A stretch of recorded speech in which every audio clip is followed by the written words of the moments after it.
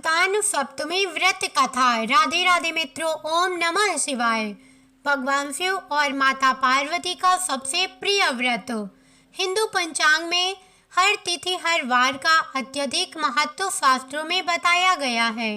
वैसे ही भाद्रपद मास के शुक्ल पक्ष की सप्तमी तिथि को संतान सप्तमी कहा जाता है। इसी प्रकार भाद्रपद माह में आने वाली इस संतान सप्तमी का बड़ा अधिक महत्व माना जाता है। धार्मिक मान्यताओं के अनुसार संतान सप्तमी के दिन भगवान सूर्य, माता पार्वती और भोले शंकर की विधि विधान पूर्वक पूजा आराधना की जाती है। मान्यता है कि इस दिन सच्चे मन से व्रत करने से संतान का स्वास्थ्य, भाग्य और जीवन खुशियों से भर जाता है। संतान सप्तमी का व्रत रखने से और इसकी कथा को सुनने से संतान प्राप्ति, संतान की रक्षा और संतान की उन्नति होती है तथा साथ ही सभी मनोकामनाएं भी पूर्ण हो जाती हैं। जो भी मनुष्य इस व्रत कथा को सुनता है वह भगवान शिव और माता पार्वती का प्रिय हो जाता है। तो आज मैं आपको सुना रही हूँ संतान सप्तमी की बड़ी ही दुर्लभ कथा। इस कथा को बड़ी ही श्रद्धा और प्रसन्नचित मन से पूरा अवश्य सुनिएगा। एक दिन महाराज युधिष्ठिर ने भगवान श्री कृष्ण जी से कहा, हे प्रभु, कोई ऐसा उत्तम व्रत बताइए जिसके प्रभाव से मनुष्यों के अनेकों सांसारिक क्लेश दूर हो जाएं, वे पुत्र एवं पौत्रवान हो जाएं। यह सुनकर भगवान श्री कृष्ण बोले, हे राजन, तुमने बड़ा ही उत्तम प्रश्न किया है। मैं तुम्हें इस पौराणिक कथा सुनाता हूँ, ध्यान पूर्वक सुनो। एक समय लोमस ऋषि ब्रज की मथुरापुरी में वासुदेव देवकी के घर गए। ऋषिराज को आया हुआ देखकर दोनों अत्यंत प्रसन्न हुए तथा उनको उत्तम आसन पर बैठाकर उनका अनेक प्रकार से स्वागत और सत्कार किया। फिर मुनि के चरणोदक से अपने घर तथा शरीर को पवित्र किया।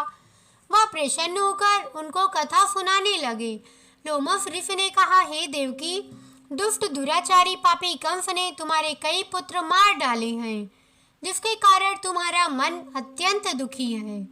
इसी प्रकार राजा नहुष की पत्नी चंद्रमुखी भी अत्यंत दुखी रहा करती थी, किंतु उसने संतान सप्तमी का व्रत विधि विधान सहित किया, जिसके प्रताप से उनको संतान का सुख प्राप्त हुआ। यह सुनकर देवकी ने हाथ जोड़कर लोमस ऋषि से कहा, हे ऋषिराज, कृपया करके रानी चंद्रमुखी का संपूर्ण वृतांत तथा इस व्रत को विस्तार पूर्वक मुझे बतलाइए, जिससे मैं भी इस दुख से छुटकारा पा सकूं। लोमस ऋषि ने कहा, हे देवकी, अयोध्या के राजा नहुष थे। उनकी पत्नी चंद्रमुखी अत्यंत सुंदर थी। उनके नगर में विष्णु गुप्त नाम का एक ब्राह्मण रहता था। उसकी स्त्री का नाम भद्रमुखी था। वह भी अत्यंत रूपवती सुंदर थी। रानी और ब्राह्मणी में अत्यंत प्रेम था। एक दिन वह दोनों सरयू नदी में स्नान करने के लिए गई। वहां उन्होंने देखा कि अन्यत्र बहुत सी स्त्रियां सरयू नदी में स्नान करके निर्मल वस्त्र पहनकर एक मंडप में शंकर एवं पार्वती की मूर्ति स्थापित करके पूजा कर रही थी। रानी और ब्राह्मणी ने ये देखकर उन स्त्रियों से पूछा कि बहनों, तुमने ये किस देवता का और किस कारण से पूजन व्रत आदि कर रही हो? यह सुनकर स्त्रियों ने कहा कि हम संतान सप्तमी का व्रत कर रही हैं और हमने भगवान शिव और देवी पार्वती का पूजन चंदन, अक्षत आदि से षोडशोपचार विधि से किया है। यह सब इसी पुनीत व्रत का विधान है। यह सुनकर रानी और ब्राह्मणी ने भी इस व्रत को करने का मन ही मन संकल्प किया और घर वापस लौट आई। ब्राह्मणी भद्रमुखी तो इस व्रत को नियम पूर्वक करती रही, किंतु रानी चंद्रमुखी राजमत के कारण कभी इस व्रत को करती, कभी ना करती, कभी भूल जाती। कुछ समय बाद दोनों की मृत्यु हो गई। दूसरे जन्म में रानी बंदरिया और ब्राह्मणी ने मुर्गी की योनि पाई, परंतु ब्राह्मणी मुर्गी की योनि में भी कुछ नहीं भूली और भगवान शंकर तथा माता पार्वती जी का ध्यान करती रही। उधर रानी बंदरिया की योनि में भी सब कुछ भूल गई। कुछ समय के बाद दोनों ने यह देह त्याग दी। अब इनका तीसरा जन्म मनुष्य योनि में हुआ। उसी ब्राह्मणी ने एक ब्राह्मण के यहाँ कन्या के रूप में जन्म लिया। उस ब्राह्मण कन्या का नाम भूसर देवी रखा गया तथा विवाह गोकुल निवासी अग्निशील ब्राह्मण से कर दिया गया। भूसर देवी इतनी सुंदर थी कि वह आभूषण रहित होते हुए भी अत्यंत सुंदर लगती थी। कामदेव की पत्नी रति भी उसके समक्ष लज्जित होती थी। भूसर देवी के अत्यंत सुंदर सर्वगुण संपन्न चंद्रमा के समान धर्मवीर कर्मनिष्ठ सुशील स्वभाव वाले 8 पुत्र हुए। यह सब शिव जी के व्रत का पुनीत फल था। दूसरी ओर शिव जी से विमुख रानी के गर्भ से कोई भी संतान नहीं हुआ। वह निसंतान दुखी रहने लगी। रानी और ब्राह्मणी में जो प्रेम पहले जन्म में था वह अभी भी बना हुआ था। रानी जब वृद्धावस्था को प्राप्त होने लगी, उसके गूंगा बहरा तथा बुद्धिहीन अल्प आयु वाला पुत्र पैदा हुआ।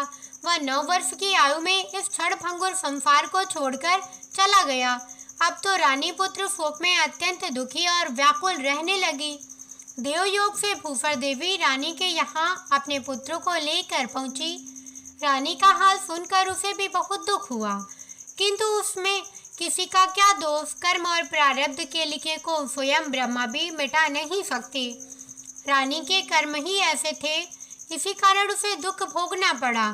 इधर रानी ब्राह्मणी के इस वैभव और 8 पुत्रों को देखकर उसे मन में ईर्ष्या करने लगी तथा उसके मन में पाप उत्पन्न हुआ। उस ब्राह्मणी ने रानी का संताप दूर करने निमित्त अपने 8 पुत्र रानी के पास छोड़ दिए। रानी ने पाप के वशीभूत होकर उन ब्राह्मणी पुत्रों की हत्या करने के विचार से लड्डू में जहर मिलाकर उनको खिला दिया, परंतु भगवान शंकर की कृपा से एक भी बालक की मृत्यु नहीं हुई। यह देखकर तो रानी अत्यंत ही आश्चर्यचकित हो गई और इस रहस्य का पता लगाने की मन में ठान ली। भगवान की पूजा से निवृत्त होकर जब भूसर देवी आई तो रानी ने उससे कहा कि मैंने तेरे पुत्रों को मारने के लिए इनको जहर मिलाकर लड्डू खिला दिया, किंतु इनमें से एक भी पुत्र नहीं मरा। तूने कौन सा दान पुण्य व्रत किया है जिसके कारण तेरे यह पुत्र नहीं मरे और तू नित्य नए सुख भोग रही है? तेरा भाग्य बड़ा ही प्रबल है, तेरा बड़ा सौभाग्य है। इसका भेद तू मुझे निष्कपट होकर समझा, मैं तेरी बड़ी ऋणी रहूंगी। रानी के ऐसे दीन वचन सुनकर भूसर ब्राह्मणी कहने लगी, हे रानी, मैं आपको 3 जन्म का हाल कहती हूँ, सो ध्यान पूर्वक सुनना। पहले जन्म में तुम राजा नहुस की पत्नी थी और तुम्हारा नाम चंद्रमुखी था और मेरा नाम भद्रमुखी था तथा मैं ब्राह्मणी थी। हम तुम दोनों अयोध्या में रहते थे। मेरी तुम्हारी बड़ी प्रीति थी। एक दिन हम दोनों सरयू नदी में स्नान करने गए थे और दूसरी स्त्रियों को संतान सप्तमी का उपवास, शिव जी का पूजन अर्चन करते देखकर हमने इस उत्तम व्रत को करने की प्रतिज्ञा की थी, किंतु तुम सब भूल गई और झूठ बोलने का दोष तुमको लगा, जिसे तुम आज भी भोग रही हो। मैंने इस व्रत को आचार विचार सहित नियम पूर्वक सदैव किया और आज भी करती रही हूँ। दूसरे जन्म में तुमने बंदरिया का जन्म मिला तथा मुझे मुर्गी की योनि मिली। भगवान शंकर की कृपा से मैं इस व्रत के प्रभाव तथा भगवान को इस जन्म में भी नहीं भूली और निरंतर व्रत को नियम पूर्वक करती रही। तुम अपने बंदरिया के जन्म में भी सब कुछ भूल गई। मैं तुम्हें समझाती हूँ कि तुम्हारे ऊपर यह जो भारी संकट और उसका एकमात्र यही कारण है और दूसरा कोई इसका कारण नहीं है। इसलिए मैं तो कहती हूँ कि आप भी संतान सप्तमी के व्रत को विधि पूर्वक करिए, जिससे तुम्हारा यह संकट दूर हो जाएगा। लूमस ऋषि ने कहा, हे देवकी, ब्राह्मणी के मुख से अपने पूर्व जन्म की कथा तथा संकल्प इत्यादि सुनकर रानी को पुरानी बातें याद आ गई और पश्चाताप करने लगी तथा ब्राह्मणी के चरणों में पड़कर क्षमा याचना करने लगी और भगवान शंकर तथा माता पार्वती जी की अपार महिमा के गीत गाने लगी। उस दिन से रानी ने नियमानुसार संतान सप्तमी का व्रत किया, जिसके प्रभाव से रानी को संतान सुख मिला तथा संपूर्ण सुख भोगकर रानी शिवलोक को गई। भगवान शंकर के व्रत का ऐसा प्रभाव है कि पथभ्रष्ट मनुष्य भी अपने पद पर अग्रसर हो जाता है और अनंत ऐश्वर्य भोगकर मोक्ष को पाता है। लोमस ऋषि ने फिर कहा कि हे देवकी, इसलिए मैं तुमसे भी कहती हूँ कि तुम भी इस व्रत को करने का संकल्प अपने मन में करो, तो तुमको भी संतान का सुख अवश्य मिलेगा। इतनी कथा सुनकर देवकी हाथ जोड़कर लोमस ऋषि से कहने लगी, हे ऋषिराज, मैं इस पुनीत उपवास को अवश्य करूंगी, किंतु आप इस कल्याणकारी एवं संतान सुख देने वाले उपवास का विधान, नियम, विधि आदि विस्तार से समझाइए। यह सुनकर लोमस ऋषि बोले, हे देवकी, ये पुनीत उपवास भाद्रपद मास के शुक्ल पक्ष की सप्तमी के दिन किया जाता है। उस दिन ब्रह्म मुहूर्त में उठकर किसी नदी अथवा केन के पवित्र जल में स्नान करके निर्मल वस्त्र पहनने चाहिए। भगवान शंकर तथा जगदम्बा पार्वती जी की मूर्ति की स्थापना करें। उन प्रतिमाओं के समक्ष सोने चांदी के तारों का अथवा रेशम का एक गंडा बनाएं। उस गंडे में 7 गांठें लगाएं। इस गंडे को धूप दीप अष्टगढ़ से पूजा करके अपने हाथ में बांधें और भगवान शंकर से अपनी कामना सफल होने की प्रार्थना करें। उसके बाद 7 पुए बनाकर भगवान को भोग लगाएं और 7 ही पुए एवं यथाशक्ति सोने अथवा चांदी की अंगूठी बनवाकर इन सबको एक तांबे के पात्र में रखकर और उनका सोचार विधि से पूजन करके किसी सदाचारी धर्मनिष्ठ सुयोग्य ब्राह्मण को दान दें। उसके पश्चात 7 पुआ स्वयं प्रसाद के रूप में ग्रहण करें। इस प्रकार इस व्रत का पारायण करना चाहिए।